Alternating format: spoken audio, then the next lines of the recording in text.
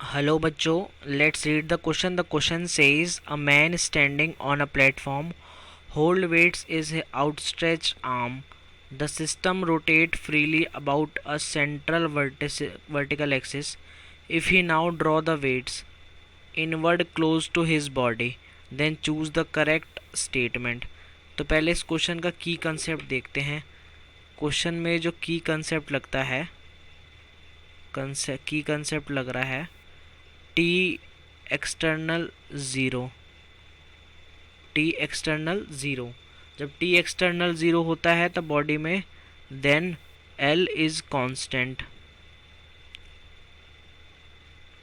ठीक, तो जब एल कांस्टेंट होगा तो I one omega one equal to I two omega two. इससे हम क्वेश्चन को सॉल्व करेंगे. I one omega one equal to I two omega two. मैं आपको एक चीज़ समझाना चाहता हूँ. जैसे मान लीजिए एक यहाँ सेंटर एक रॉड है और ये एक बच्चा है, इस पे घूम रहा है.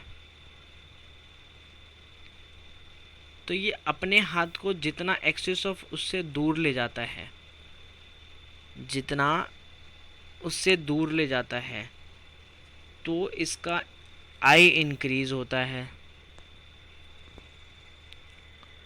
आई इंक्रीज होता है.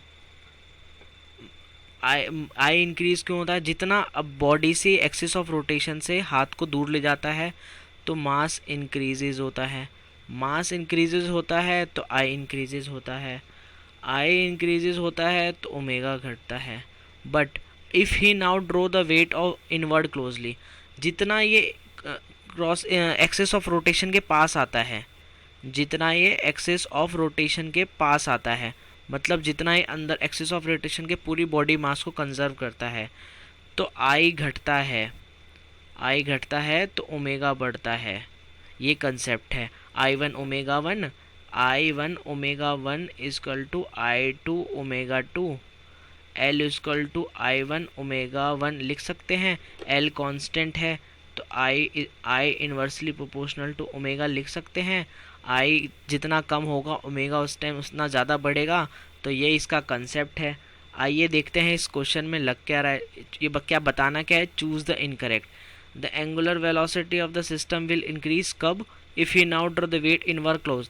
तो ये सही है. एंगुलर वेलोसिटी जब वो एक्सिस ऑफ रोटेशन के अपने मास को पास में लाएगा, पूरे एक्सिस ऑफ रोटेशन के अपने पूरे बॉडी के मास को एक तरफ सेंटर की तरफ एक्सिस की तरफ शिफ्ट करेगा, तो उसकी ओमेगा आई घटेगी तो ओमेगा बढ़ेगी. ऑप्शन बिल्कुल ठीक है. The angular momentum of the system will decreases. नहीं, कांस्टेंट होगी. कांस्टेंट होगी क्योंकि टी एक्सटर्नल ज़ीरो है. यही तो हम लगा के इसको पूरे क्वेश्चन को सॉल्व कर रहे हैं और यही डिक्रीज हो जाएगी.